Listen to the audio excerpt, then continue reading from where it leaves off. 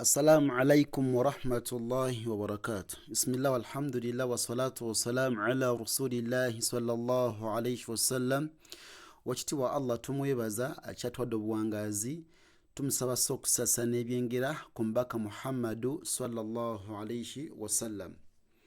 Naam, Sheikh asoose n'akwawulira ennyukuta eno ya nuun n'agyawula ne faa'u ne qaaf n'aziwa empeerezi za fatha buli emu then n'azikugattira. Kati twagamba nti nuuni ebeera nna, faa'u ebeera fa, then ne qaaf n'ebeera qa, ne kibeera nafaqa. Nafaqa, ogirabye? Nafaqa. Wansi n'akuwa faa'u, qaaf ne miimu nga ziwadde fatha ne kibeera faqama. Faqama, faqama. Qafala, qafala, qafala. N'azikwawula nti qaaf, faa'u ne laam. Sorry, si faa'u ne qaaf. Qaafu, faa'u ne laam.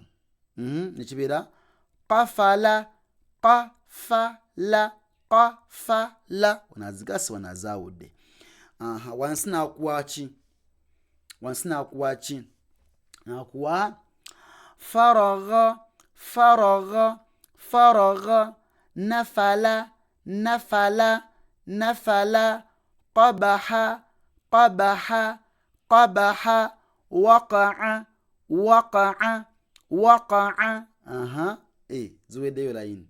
Kale ka mbongereyo ng'emu insha Allah. Mbongereyo emu.